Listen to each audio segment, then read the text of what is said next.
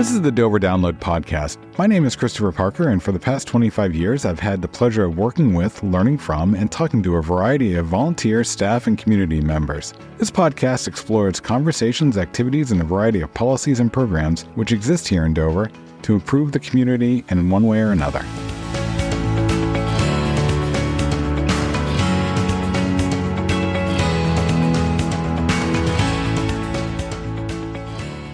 Here in Dover, one of the things we pride ourselves at the government level is on our transparency. In the past, we've talked to City Manager Mike Joyle about transparency in the budget process and in the policy review process. Today, we're going to talk about transparency with City Attorney Josh Wyatt, and we're going to talk about how the public has the right to know things and what the state's regulations are and how we actually process those requests at a local level. Josh, welcome back to the podcast. Thank you for having me. So the state, we have what's RSA 91A, which is known as the right to know law. In a nutshell, to me, it means the public has the right to know what its government is doing. And there are certainly areas where we are able to compartmentalize how that information is disseminated. But in general, the goal is to illuminate the public on the decision-making process. Am I getting that right, or is that still more complex than it needs to be? Nope. I think you hit it head on.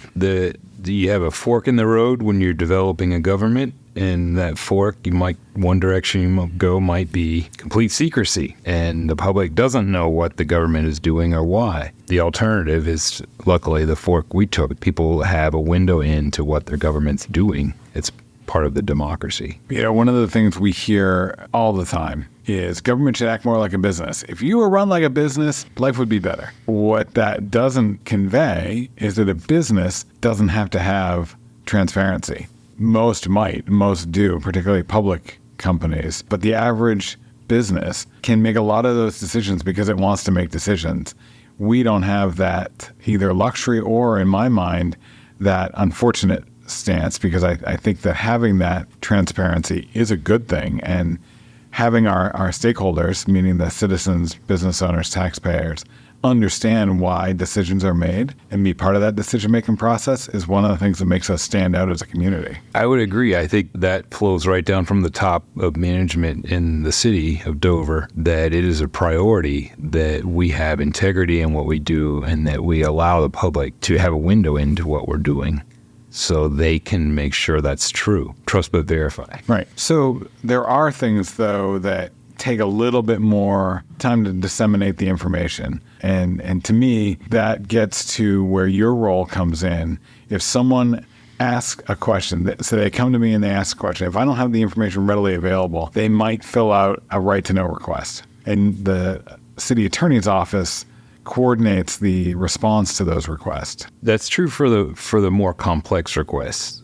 There's a fair number of requests we never see, just what city manager or yourself might refer to as just over-the-counter stuff. People walk in, I want to see this plan. Right. Planning gets the file, shows on the plan. I mean, that's a classic example of us fulfilling our duties to be transparent.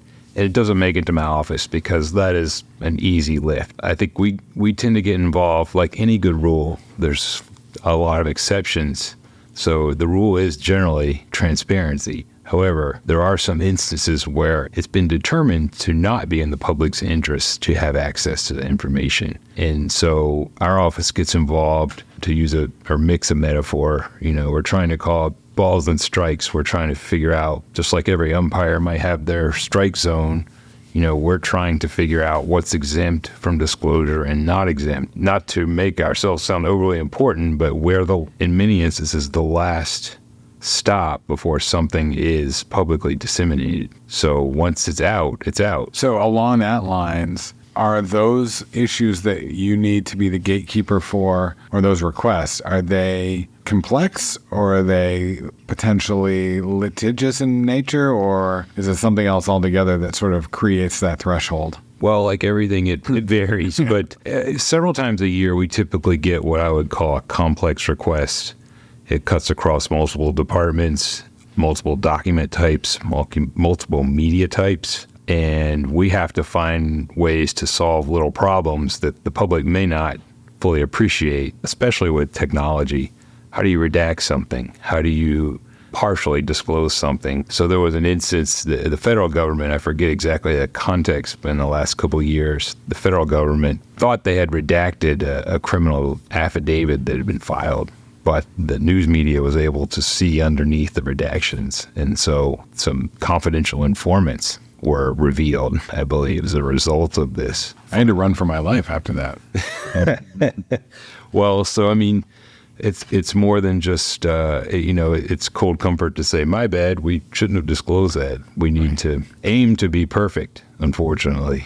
The process, can you walk the listener through, if I were to come into your office and say, I need X, and it meets your threshold for going through the city attorney's office, what is the process for that retrieval, and how do we coordinate making sure that we're both timely and responsive, but also not missing things because we went too fast? So on the typical garden variety requests that we get, it will typically come in on a form that we've created here in Dover. People do not have to use the form, but the form is meant to facilitate clear communication so that there's no misunderstanding about what it is the requesting person wants. Some people think the form is a hassle or bureaucracy, and I suppose you could argue it is, but it really is intended to just get us all on the same page. So we take the form, if there is a form. Sometimes people make verbal requests, and we identify where are the likely areas in the city that would have records responsive to this request. So we develop a list of affected or potentially affected departments, and then we begin contacting those departments to get them started on searching their records. You can make it as complicated as you want, but at a general level, we get the form in, we disseminate the request just like a work order, and the departments are off searching their files. The right to know law does have some timelines in it, so we can't just take a search on and search forever. So we typically aim to try to get back to people as fast as we can, at least with a preliminary read on their request and how long it's likely looking it would take to satisfy it. In most instances, we can get through the whole process of intake, search.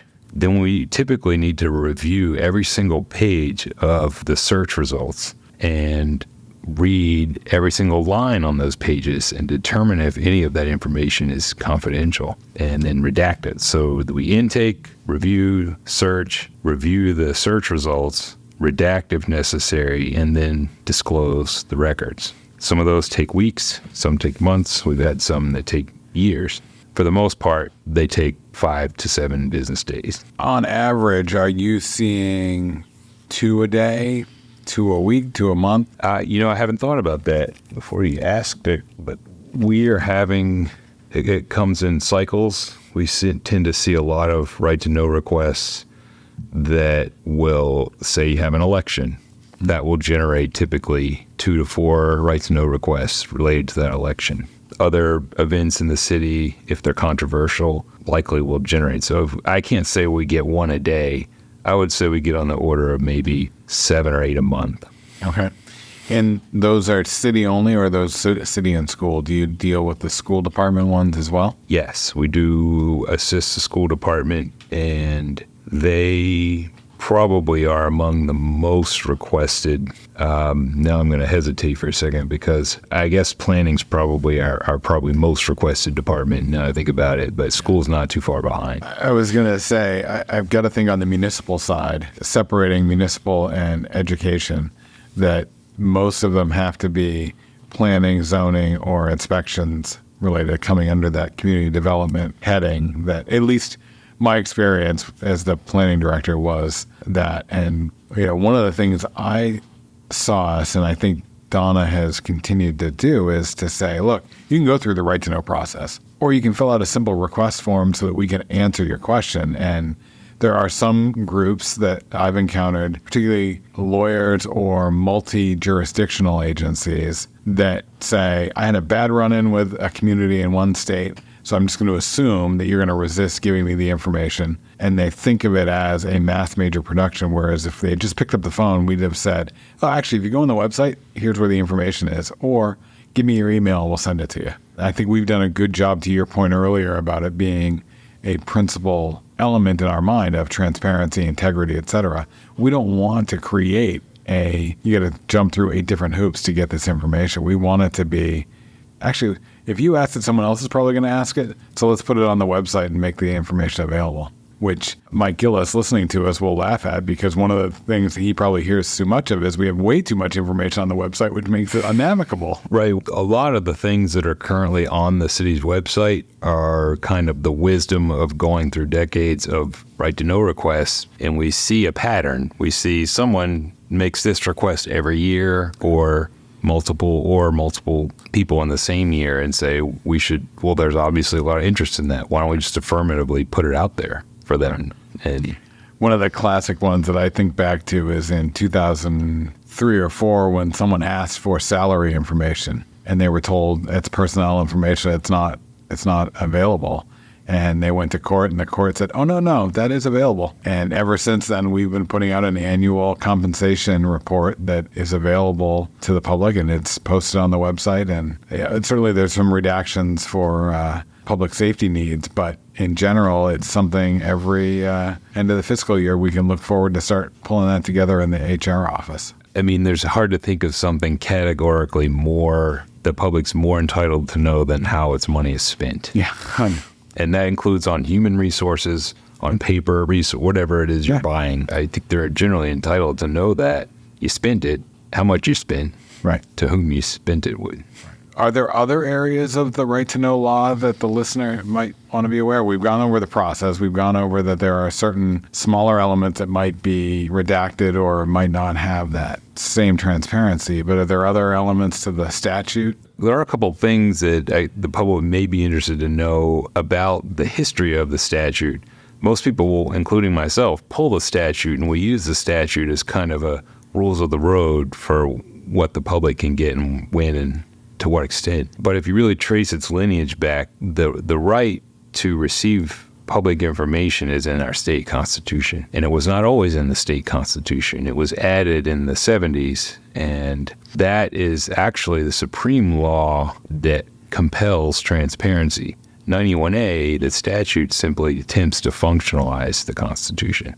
And our Constitution says that right shall not be, quote, unreasonably restricted. So there are instances where the statute could be regarded as an unreasonable restriction, which is to say the statute may not be definitive. So whenever I'm answering a request, I'm mindful of that. Yes, the statute is important.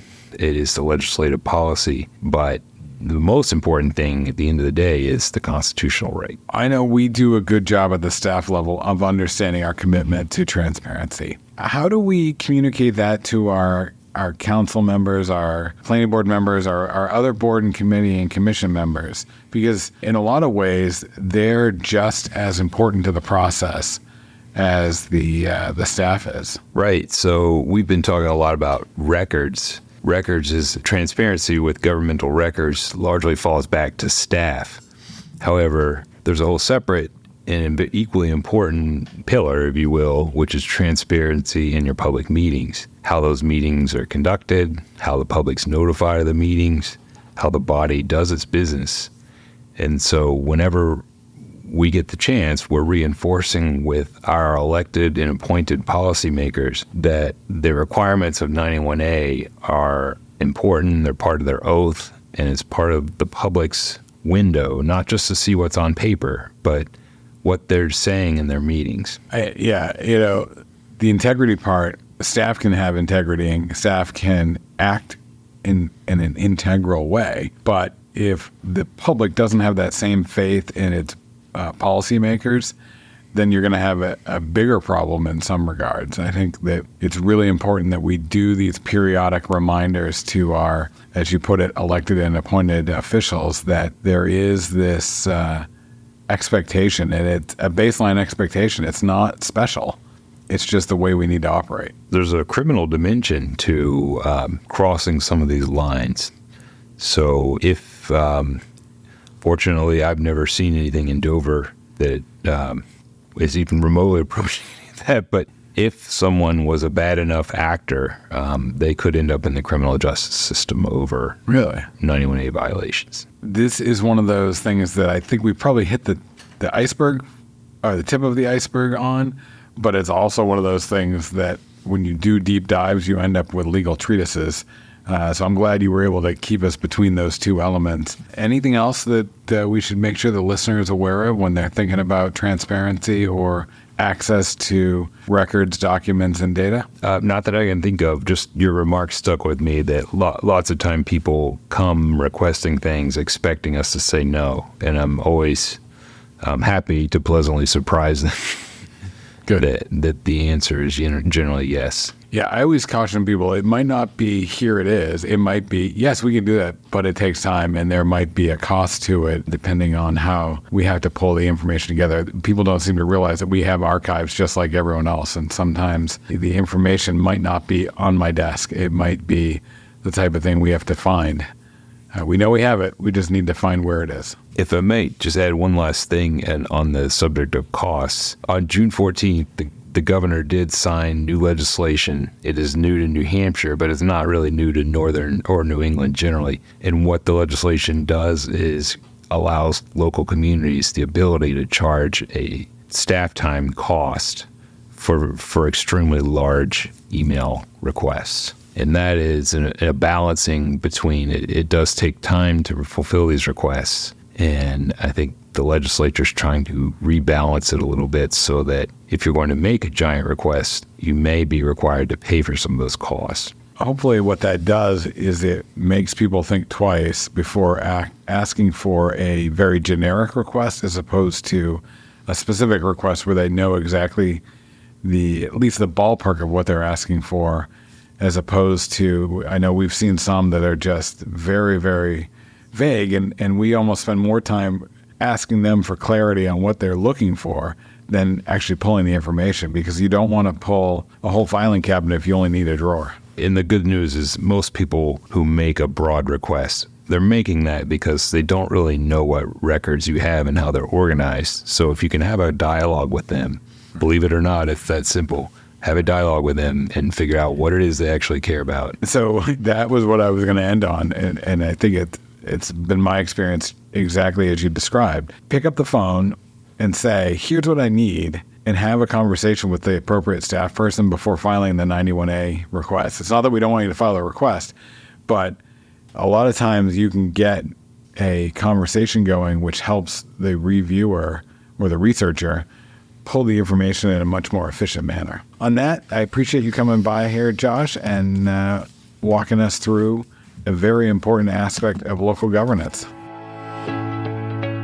Dover has a wealth of history in its over 400 years of existence. Coming up, Mike Gillis is going to share some of that history with us. On June 28, 1939, the Boston Globe published a story about a Dover man named Tifft. What made Tifft unique was a lack of a first or middle name. He was simply known by his surname, Tifft. He was easy to find, too. His large, modernized farmhouse was known as Tifft Top and located on Tifft Road. Where was Tifft Road in Dover? We'll get to that in a minute. The story of the man with one name was picked up by newspapers across the country. Some claimed Tifft was one of a kind, the only person known then to boast a single name. As Tifft would tell it, his parents couldn't agree on a first name. His father, Allinson, disliked his own name and decided he would leave it up to his son to choose his own. The younger Tifft, though, said the one name served him just fine. He would say later he shuddered at the thought of being named Cuthbert, Terwilliger, or Absalom. He signed all of his legal documents as Tifft. His driver's license simply identified him as Tifft. Mr. Tifft, who was originally from Brooklyn, New York, had once been identified as a Tifft on an insurance policy. He would tell a reporter, with a twinkle in his eye, "That's really the truth. I am a Tifft." Mr. Tifft moved from New York to New Hampshire in the early 1930s after a lucrative career with electrical and lumber businesses. He purchased an old farmhouse on 25 acres of land with no other homes nearby, naming the dirt road that led to the home Tifft Road. Using his skills and interests, Tifft remodeled the farmhouse into an attractive estate, including custom-made light fixtures inside and outside. The fixtures were on timers and designed to power off when Mr. and Mrs. Tifft left their home. His desk boasted a light that would automatically turn on when he picked up the telephone. Tifft said he even escaped a nickname for most of his life, except for one, Tiffit, which he said is what his wife called him. In 1939, when the first stories appeared in newspapers across the country, Dover's postmaster, William McCann, said Tift's address was among the easiest to find. McCann said, "Having such a name and only one name makes it easy for us to sort and deliver mail to him." Tift's story would appear in newspapers from time to time, and for many years he was reported to be the only citizen of the United States with a surname as his only name. Years earlier, a surgeon from Illinois, Dr. Gatewood, was also known only by his surname. While living at his home on Tifft Road, Mr. Tifft also ran a greeting card business and was well known for his sketches of people's homes for use on personal stationery and cards. So, where was Tifft Road in Dover? As it turns out, although Tifft was on a rural Dover mail route, the home was actually located just over the Dover line, in Rollinsford. Mr. Tifft would enjoy a bit more national attention in 1962 when his obituary appeared. He was 84. A year before his death, it appears Mr. Tifft and his family had moved from Tifft Top, and with no more Tiffts living on Tifft Road and the farmhouse under new ownership, Rollinsford residents voted at town meeting in 1961 to change the name of Tifft Road to Pinch Hill Road, which it remains today. The former Tifft estate is still the only home on Pinch Hill Road. Thanks for listening to the Dover Download this week. If you like what you heard, subscribe through your favorite podcast aggregator. And if you have something you want to hear a topic on, let us know. Finally, this is just one of the many ways we share information about the city of Dover. You can subscribe to the Dover Downloads email newsletter every week or other newsletters that we have by going to the City of Dover homepage, www.dover.nh.gov. Have a great week.